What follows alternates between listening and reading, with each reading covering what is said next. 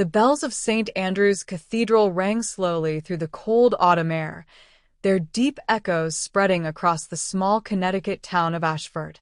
Inside the church, rows of black coats and solemn faces filled the pews.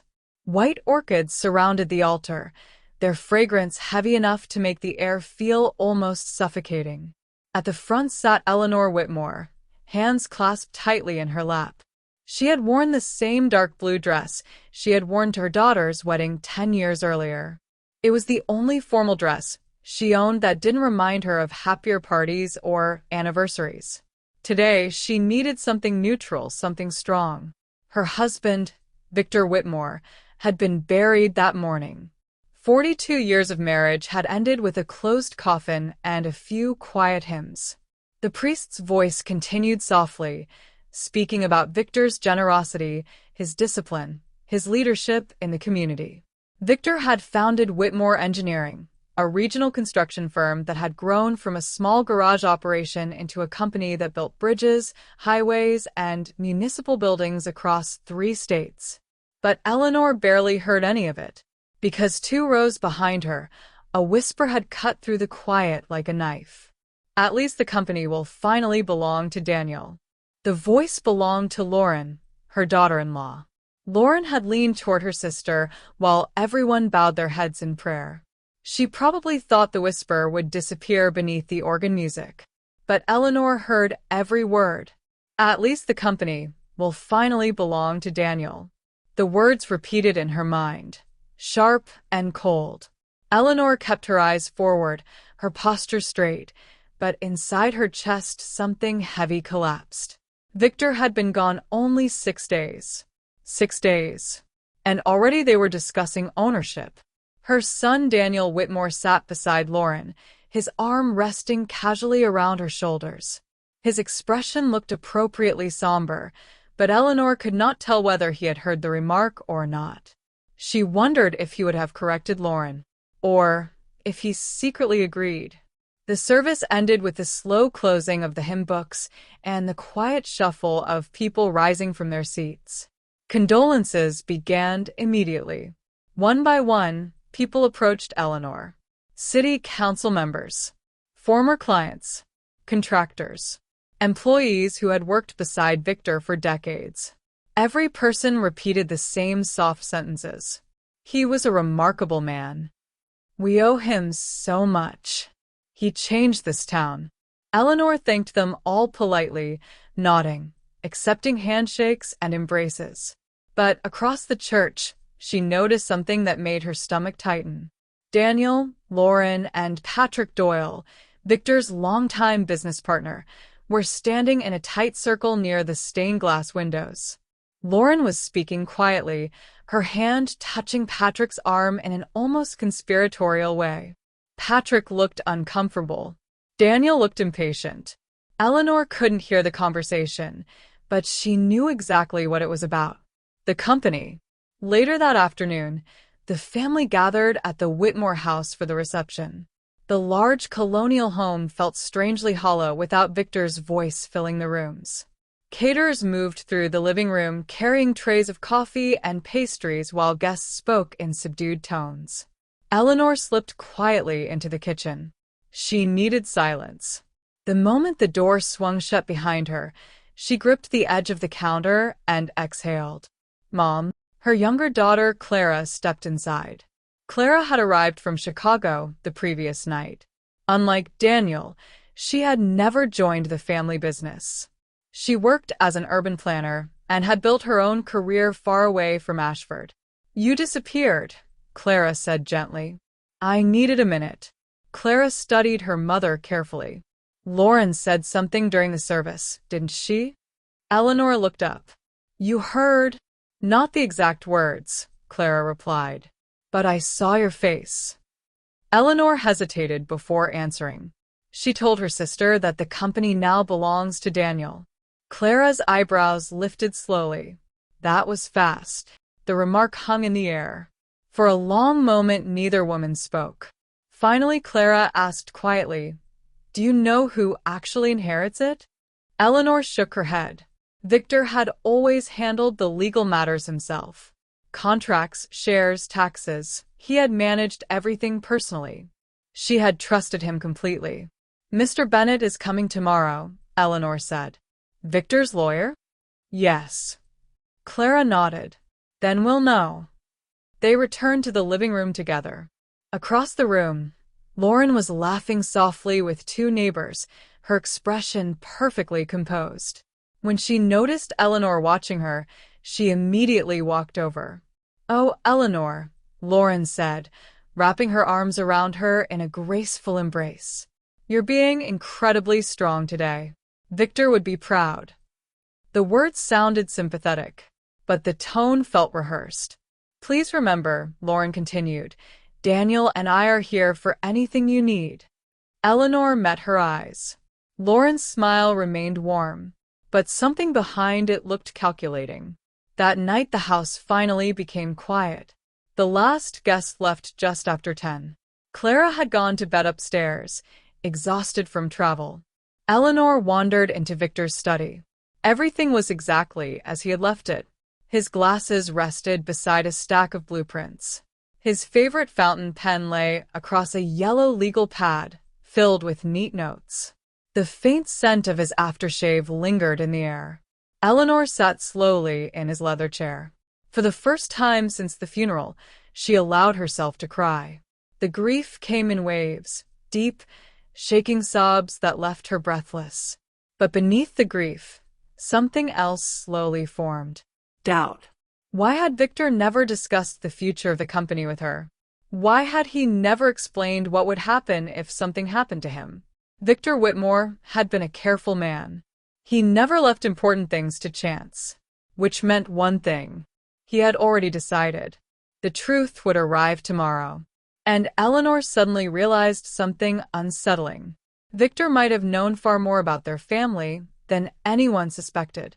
She wiped her tears and looked at the framed photograph on the desk.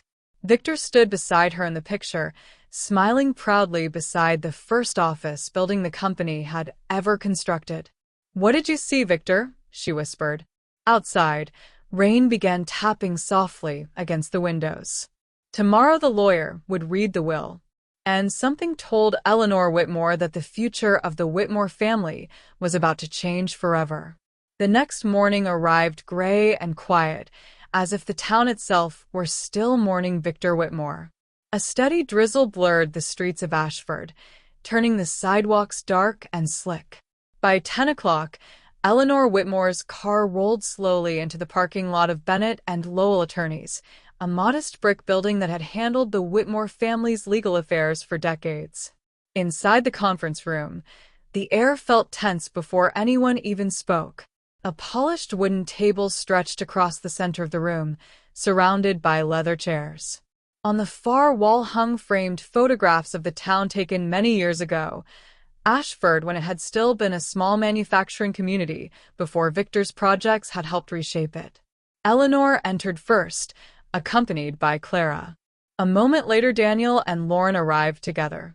Daniel looked restless, his jaw tight as he checked his phone. Lauren, on the other hand, seemed composed. Her black coat fit perfectly, her hair carefully arranged as if this meeting were simply another business appointment. Shortly after, Harold Bennett walked in carrying a thick folder. Harold had been Victor's lawyer for almost 30 years. His hair had turned silver, but his eyes remained sharp behind thin rectangular glasses. "Thank you all for coming," he said as everyone took their seats. No one spoke. The rain tapped against the windows while Harold opened the folder slowly, arranging several documents in front of him. "As you know," he began, "we are here to review the final will and testament of Victor Allen Whitmore." Daniel leaned back in his chair. "Dad already told me years ago how he planned things," he said casually. "So, we probably don't need to make this too complicated." Lauren placed a reassuring hand on his arm. Harold looked up from the papers. "I think it would still be wise to proceed properly," he replied calmly. Daniel gave a small shrug. "Phoenix." Harold began reading the formal opening sections of the will. Legal language filled the room, Dates, witnesses, certifications confirming Victor had been of sound mind when signing the document. Eleanor barely listened. Her attention drifted between Daniel's impatient posture and Lauren's quiet focus. Lauren wasn't looking at the lawyer. She was watching Eleanor. Finally, Harold turned a page. We will now move to the distribution of assets. Daniel straightened slightly. Clara glanced toward her mother. Harold adjusted his glasses and continued. To my daughter Clara Whitmore, I leave the lake house in Vermont along with a trust account established in her name. Clara blinked, surprised. That's generous, she murmured quietly. Harold nodded politely before continuing. To my son Daniel Whitmore, I leave my personal investment portfolio and my private collection of antique engineering tools. Daniel frowned slightly, but said nothing. Lauren's eyebrows tightened just a fraction. Then Harold paused. The room became very still. And to my wife, Eleanor Whitmore. His voice remained steady. I leave full ownership and controlling shares of Whitmore Engineering, including all company assets, operational authority, and executive decision-making rights. For several seconds, no one reacted. The sentence hung in the air like something unreal. Daniel blinked once, then twice. What? The words slipped out before he could stop himself. Harold continued calmly. This includes all controlling shares, property holdings, and operational authority tied to Whitmore Engineering. Daniel sat forward suddenly. That's not right, he said. My father always planned for me to take over. Harold folded his hands. Your father revised this will approximately 4 months ago. Lauren's composure cracked. 4 months ago? She repeated sharply. Yes. Daniel ran his hand through his hair, clearly frustrated. Dad told me many times that I'd run the company.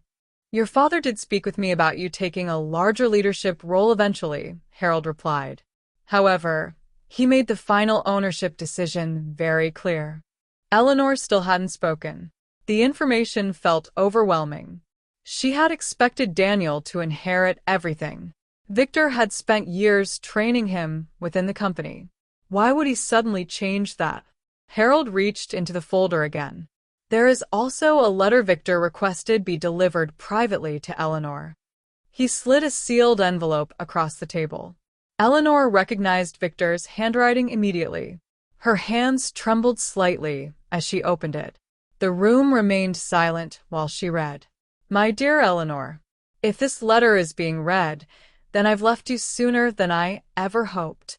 For that, I'm deeply sorry. You may be surprised by the decisions I made regarding the company, but I ask that you trust me for a moment longer.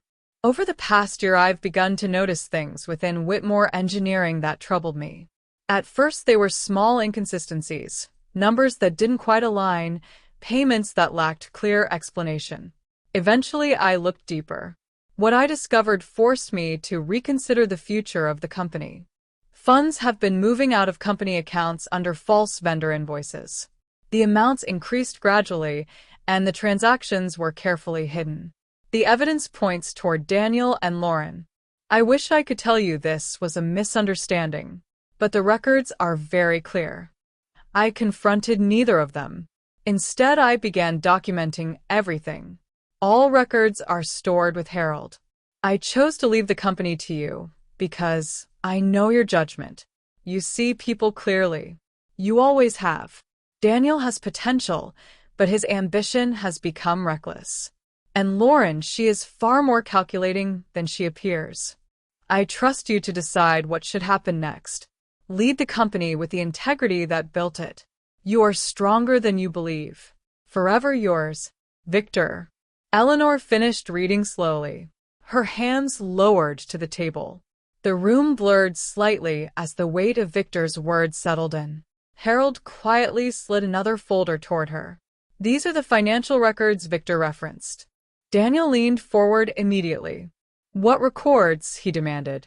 Harold met his gaze calmly. Documents that were specifically left for Eleanor to review. Lauren's voice sharpened. We have every right to see them. I'm afraid that's not the case. Daniel's patience snapped. This is ridiculous, he said, standing abruptly. My father was sick when he wrote this. Harold's expression hardened. Victor Whitmore was fully evaluated and legally confirmed to be of sound mind at the time. Lauren placed a hand on Daniel's arm. Her voice softened again, though tension remained beneath it. Eleanor, she said carefully, this must be overwhelming for you. Running a construction company is extremely complex. Perhaps Daniel could handle the day-to-day operations while you remain the official owner. Clara let out a quiet laugh. That was quick. Lauren ignored her. Daniel crossed his arms. This company has been my life for 15 years. Eleanor finally spoke. Her voice was calm, though her heart pounded. I need time to understand everything Victor left behind. Lauren's smile tightened. Of course. But her eyes said something different. Something colder. Daniel pushed his chair back. We're done here, he muttered. Lauren stood with him. As they walked toward the door, Lauren paused beside Eleanor. She leaned down slightly. Her voice dropped to a whisper only Eleanor could hear. You have no idea what you're doing. Then she straightened and followed Daniel out of the room. The door closed. For a long moment no one spoke. Clara exhaled slowly. Well, she said quietly. That escalated fast. Eleanor stared at the folder on the table. Inside it was proof that her son might have betrayed his own father. Her chest tightened painfully. Harold, she said softly. Yes. How bad is it? The lawyer hesitated before answering. Victor believed nearly $300,000 had been diverted from company accounts. Clara swore under her breath. Eleanor closed her eyes briefly. Her own son, the boy she had raised, the boy Victor had trusted to follow in his footsteps. She opened her eyes again. Then I suppose, she said slowly, I need to find out exactly what happened.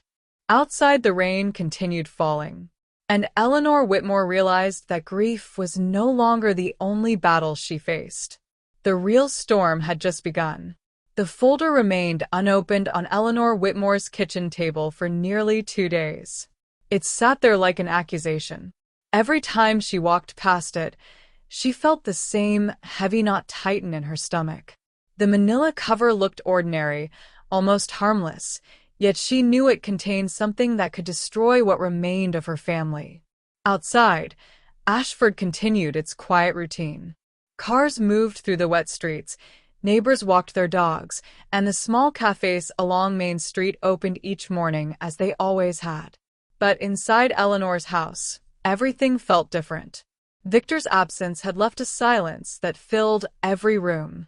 Clara had returned to Chicago the day after the meeting with the lawyer. She had hugged her mother tightly before leaving. Whatever you find in that folder, Clara had said, remember you're not alone.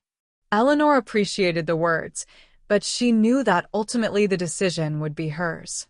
Victor had left the responsibility to her. On the third morning, Eleanor finally poured herself a cup of coffee and sat down at the table. The folder waited in front of her. She took a long breath and opened it. Inside were dozens of documents, bank statements, transaction reports, printed email conversations. Victor had organized everything carefully, labeling sections with small handwritten notes in the same steady handwriting she had known for decades. The first pages contained financial summaries. Eleanor scanned the numbers slowly. Several payments had been sent to unfamiliar consulting companies, small firms that Eleanor had never heard of before. The payments looked legitimate at first glance. But Victor had highlighted something unusual. The addresses for those companies all traced back to shell offices. The next section contained transfer confirmations. The same pattern repeated again and again. Funds leaving Whitmore Engineering, moving through 2 or 3 temporary accounts, then ending in private accounts connected to Daniel and Lauren. The total amount was written in Victor's handwriting at the bottom of the page. $298,400. Eleanor's hands began to tremble. She forced herself to continue. The final section of the folder contained emails. The first message was from Daniel. Lauren, Dad's asking questions about the Rivergate project costs. Can you handle the paperwork side so it looks normal? He never checks the permit details anyway. The reply came minutes later. Relax. I'll redirect the invoices. Besides, the doctor said his treatment will slow him down. Once things change, it won't matter anymore. Eleanor stared at the words. The room suddenly felt smaller. They had known about Victor's illness. They had used it. Her chest tightened violently. She pushed back her chair and hurried to the bathroom. Moments later, she was leaning over the sink, her body shaking as the reality crashed over her.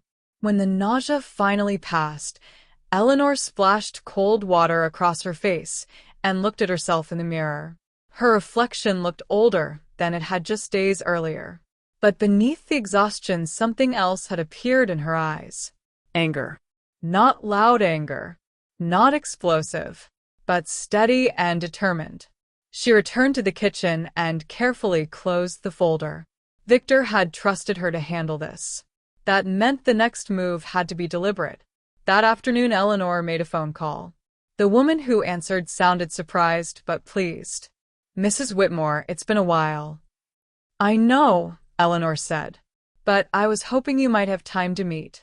The woman's name was Dr. Rebecca Lynn. Rebecca had worked as a financial consultant for Whitmore Engineering several years earlier during a major expansion project. Victor had always respected her judgment. They met the next day at a quiet cafe near the river. Rebecca arrived exactly on time, wearing a dark coat and carrying a slim laptop bag. She greeted Eleanor with a firm handshake. I'm very sorry about Victor, she said sincerely. He was one of the most disciplined business leaders I've ever worked with. Thank you, Eleanor replied. They ordered coffee and sat near the window. For several minutes, Eleanor explained everything. Victor's will, the letter, the documents in the folder. Rebecca listened carefully without interrupting. When Eleanor finished, Rebecca leaned back slightly in her chair. That's serious, she said. I thought so. Rebecca tapped her finger lightly on the table. $300,000 isn't just a mistake. That's deliberate financial manipulation. Eleanor looked down at her hands. My son could go to prison. Rebecca's expression softened. That's one possibility, she said gently. But right now the first question is the company. Eleanor nodded. I've never run Whitmore Engineering. I supported Victor, but he handled the operations. Rebecca smiled faintly. You might be underestimating yourself. Eleanor looked up. Victor told me once that during the early years you handled the financial planning for their first 3 contracts. Eleanor blinked. That was 40 years ago. Maybe. But the ability to understand people and numbers doesn't disappear. Rebecca leaned forward slightly. The company has experienced managers already. Project supervisors. Department heads. They know the daily operations. So you're saying... I'm saying you don't have to sell the company immediately. The idea surprised Eleanor. Until that moment, she had assumed selling was the only realistic option. Rebecca continued. If you choose to stay involved, I can help you understand the financial structure and current projects. You can observe, learn, and make decisions gradually. Eleanor considered the possibility carefully. Victor had believed she could do it. But could she really lead the company he had spent his entire life building? Rebecca seemed to read her hesitation. Victor didn't leave the company to you by accident, she said. Eleanor stared out the cafe window at the gray river. For the first time since Victor's death, something new appeared beneath the grief. Not confidence. Not yet. But curiosity. What about Daniel? Eleanor asked quietly. Rebecca's tone grew serious again. The documents you described qualify as embezzlement. Eleanor nodded slowly. I know. Eventually you'll need to decide how to handle that. Eleanor thought of her grandchildren. two small children who adored their father. The idea of sending Daniel to prison felt unbearable. "I need time," she said. Rebecca nodded. "That's fair." They finished their coffee and discussed practical steps for the next few weeks. Office visits, financial reviews, meetings with department managers. By the time Eleanor drove home that evening, her mind felt clearer than it had in days. But when she entered the house, her phone was ringing. The screen showed Daniel's name. She answered. "Hello." Daniel's voice sounded unusually calm. "Mom, I've been thinking about what happened at the lawyer's office." Eleanor waited. "I may have overreacted," he continued.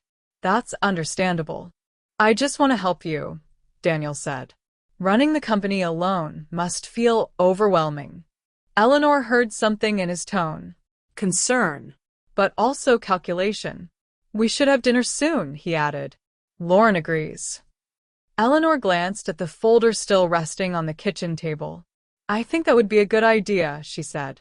After the call ended, she remained standing in the quiet kitchen.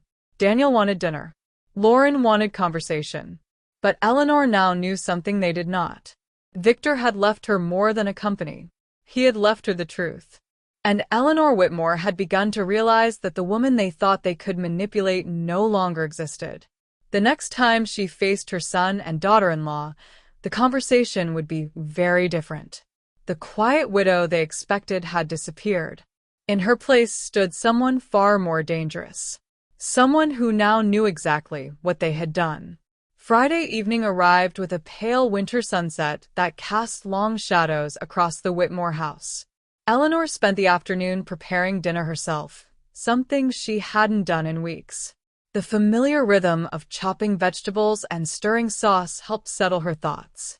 The table in the dining room was set carefully with Victor's old silverware and the cream-colored plates they had received as a wedding gift decades earlier.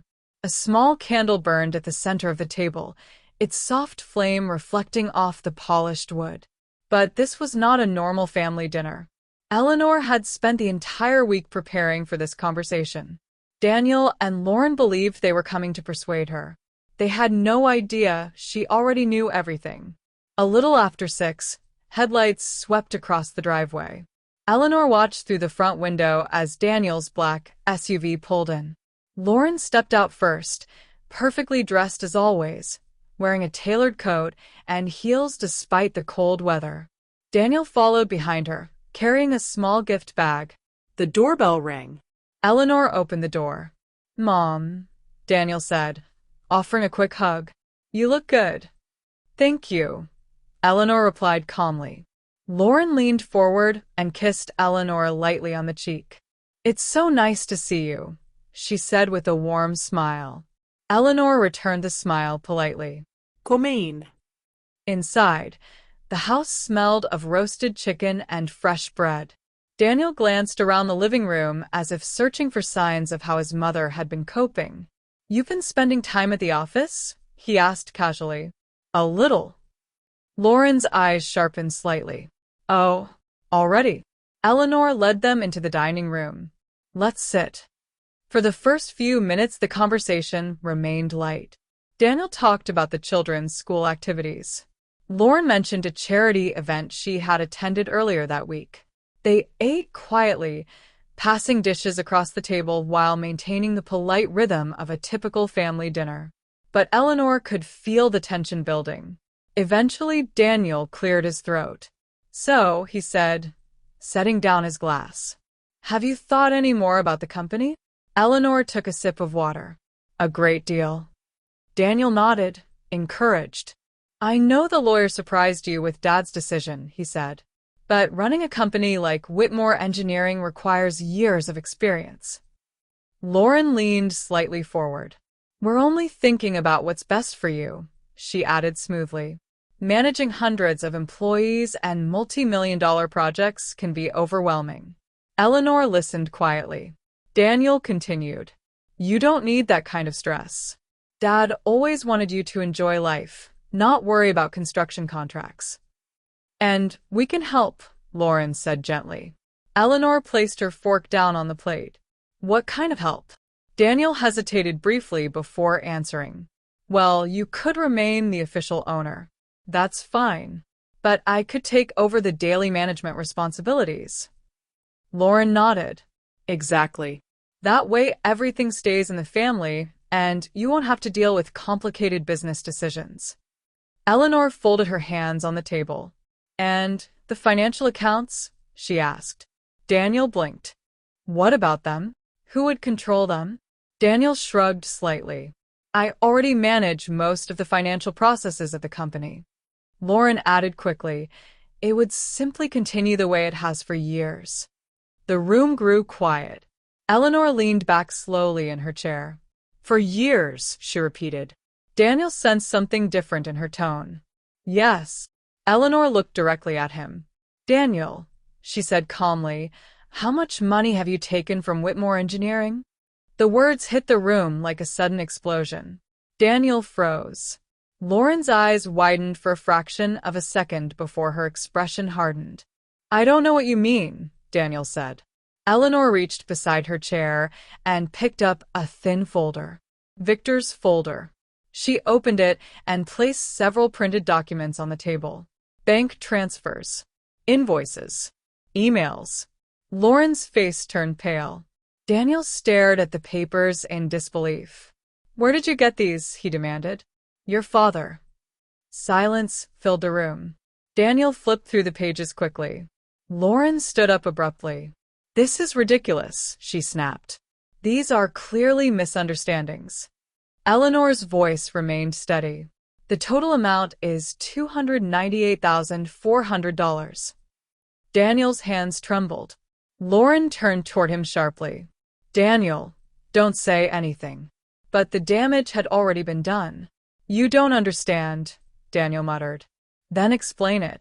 Lauren slammed her hand on the table. We don't have to explain anything, she said angrily. Victor treated Daniel like an employee instead of his own son. He built that company on Daniel's work. Eleanor stared at her. So, you decided to steal from it? Lauren laughed bitterly. Steal? Please. Daniel deserved far more than he was given. Daniel spoke quietly. It started small, he admitted. Lauren turned toward him in shock. Daniel. But he continued. I thought Dad would eventually make me partner anyway. I just moved things around temporarily. Temporarily? Eleanor repeated. Daniel lowered his eyes. When Dad got sick, everything felt uncertain. Lauren thought it would be safer if we secured some funds in advance. Eleanor closed the folder slowly. You used his illness to hide the transactions. Daniel didn't answer. Lauren crossed her arms. You're acting like we committed some terrible crime. Eleanor met her gaze calmly. You did.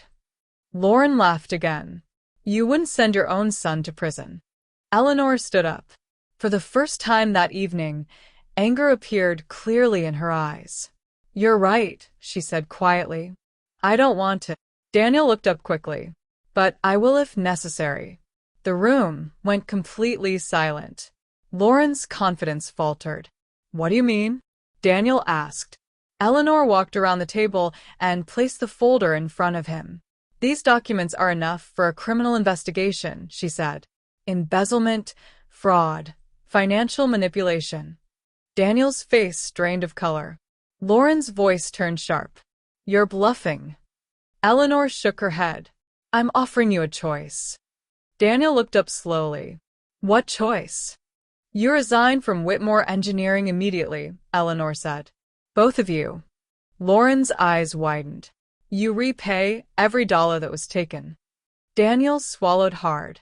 And in return, he asked quietly, I don't press charges. Lauren scoffed. You expect us to just walk away? Eleanor looked at Daniel. I expect you to take responsibility for what you did. Daniel's shoulders slumped. Lauren grabbed his arm. Don't listen to her, she whispered. We can fight this. Daniel looked exhausted. If this goes public, he said slowly, my career is finished. Lauren glared at him. You're giving up? Daniel rubbed his face. I made a mistake. Lauren stared at him as if she barely recognized him. Eleanor spoke again. You will also have the opportunity to work as a consultant for the company. Limited access. No financial control. Daniel looked surprised. You'd still let me work there? I'm giving you a chance to rebuild trust, Eleanor replied. Lauren pushed her chair back violently. This is insane. She grabbed her purse. Daniel, we're leaving. But Daniel remained seated. Lauren stared at him in disbelief. You're actually considering this? Daniel looked at his mother. Mom, if I agree, you won't report this? No. Lauren stormed toward the door. You're weak, she told Daniel coldly. Both of you. The door slammed behind her. Daniel sat quietly for several seconds. I never thought things would end like this, he said. Neither did your father. Daniel finally stood. I'll think about your offer. He walked slowly toward the door. When he left, the house returned to silence. Eleanor sat down again at the table. The candle flickered softly. The confrontation she had feared for days was finally over. But she knew this was only the beginning. Because rebuilding a company was far easier than rebuilding a broken family. Nearly 2 years had passed since the night of the confrontation at the Whitmore house.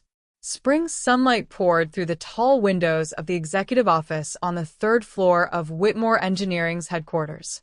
Outside, the construction yard buzzed with activity. Trucks rolled through the gates, workers carried equipment across the lot, and a half-finished steel framework rose slowly against the bright sky. From the window, Eleanor Whitmore watched the organized movement below.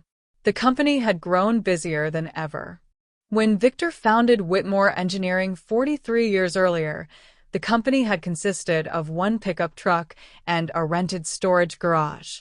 Now the business managed projects across 3 states, employed over 200 workers, and had recently secured its largest municipal contract in company history. Eleanor still found it strange that the office she stood in had once belonged to Victor. For months after his death, she had kept everything exactly where he left it. His chair, his notebooks, the small brass compass he used as a paperweight. Eventually, though, she had rearranged the space. Not out of disrespect, but because the room needed to become hers. A knock sounded on the open door. Mrs. Whitmore? Her assistant Rachel stepped inside, carrying a clipboard. They're ready for the meeting whenever you are. Eleanor glanced at the clock. Give me 10 minutes, she said. Of course. When Rachel left, Eleanor turned back toward the window. The first 6 months after Victor's death had been the hardest period of her life. Learning how the company operated had required long days and endless questions. She had spent hours studying contracts, reviewing budgets, and meeting department managers. There had been moments when she nearly gave up. Moments when the responsibility felt far too heavy. But slowly the chaos began to make sense. She discovered that Victor had been right about one thing. She understood people. Some contractors tried to take advantage of her in the early months, assuming the widow who inherited the company would be easy to manipulate. They learned quickly that she paid attention to details. Others in the company had initially doubted her abilities. But Eleanor listened carefully to the experienced engineers and supervisors who had worked beside Victor for decades. She respected their knowledge and included them in decisions. Gradually, the atmosphere changed. Within a year, Whitmore Engineering had secured 2 new state infrastructure projects and expanded into a neighboring region. Profit had increased by nearly 20%. But the company's success was not the only thing that had changed. Eleanor walked back to her desk. 2 framed photographs sat beside the computer. One showed Victor standing proudly beside their first completed office building many years earlier. The other was newer. It showed Eleanor surrounded by employees at the company's summer barbecue, laughing while holding a plastic cup of lemonade. A soft knock interrupted her thoughts. This time it was Daniel. He stepped into the office cautiously. "Mom," he said. Eleanor looked up. Come in. Daniel looked older than he had 2 years earlier. The stress of the divorce and the public changes at the company had clearly affected him. The confidence he once carried had been replaced with something quieter. But something else had changed too. He seemed more honest. "Rachel said the project team is waiting," he said. "I'll be there shortly." Daniel nodded. For several seconds, neither of them spoke. Their relationship had taken time to rebuild. After the dinner confrontation 2 years earlier, Daniel had accepted Eleanor's conditions. He resigned from his executive role and signed a legal agreement to repay the money he had taken from the company. At first, he worked only 3 days per week as a technical consultant under strict supervision. But over time, he had proven himself reliable. He showed up early. He completed assignments without complaint. And most importantly, there had never been another financial irregularity. Eventually, Eleanor had allowed him to take on a new role as a project design coordinator. It was not the leadership position he once expected to inherit, but it was honest work. "How are the kids?" Eleanor asked. Daniel smiled slightly. "Marcus started baseball last month," he said. "And Lily's school play is next week." Eleanor felt the familiar ache of distance. After the divorce, Lauren had moved to Arizona with the children. Daniel flew out every other weekend to spend time with them. Lauren had refused all contact with Eleanor. She blamed the entire situation on Daniel's decision to accept his mother's conditions. "I'll try to visit next month," Eleanor said. Daniel nodded gratefully. "They'd like that." He hesitated before continuing. "I also wanted to thank you." "For what?" "For giving me another chance," he said quietly. Eleanor studied her son. "I didn't do it for you," she said honestly. Daniel looked confused. "I did it for your father." Daniel understood. Victor had believed in accountability. Actions had consequences. But forgiveness, when possible, was also part of his philosophy. "I know," Daniel said. He stepped toward the door. "I'll see you downstairs." After he left, Eleanor took a moment to gather her notes before heading to the conference room. The meeting lasted nearly 2 hours. Engineers presented updates on the new municipal bridge project, which would connect 2 growing suburbs outside Hartford. The contract alone was worth more than $12 million. Eleanor listened carefully to each department's report. She asked questions. She challenged assumptions. And when disagreements arose, she guided the conversation calmly until a clear solution emerged. By the end of the meeting, the team had finalized their construction timeline. As everyone packed their documents, Trevor, the senior project manager who had worked with Victor for 25 years, approached Eleanor. "You know," he said with a small smile, "Victor always said you had better instincts than he did." Eleanor laughed softly. "He exaggerated." Trevor shook his head. "I don't think so." That evening, the company hosted a small celebration in the break room. Rachel had arranged a cake to celebrate Whitmore Engineering's most successful financial quarter in its history. Employees gathered around the long table, laughing and talking while someone turned on music from a small speaker. Daniel stood near the back, talking with 2 younger engineers. When Eleanor entered the room, everyone applauded. Trevor raised a glass. 2 years ago, most of us had no idea what the future of this company would look like, he said. But today, Whitmore Engineering is stronger than ever. He looked toward Eleanor. "And we have someone very determined to thank for that." The room erupted in cheers. Eleanor felt warmth rise in her chest. Not pride exactly, but something close. Later that night, she returned home and stepped onto the back porch. The evening air was warm and quiet. The garden Victor had planted years earlier was beginning to bloom again. Eleanor sat in the wooden chair overlooking the yard. For a long time, she watched the fading sunlight. When Victor died, she had believed her life was ending. For 40 years, she had been known primarily as his wife, his partner, his support. But somewhere along the difficult road that followed his death, she had discovered something unexpected. She was capable of standing on her own.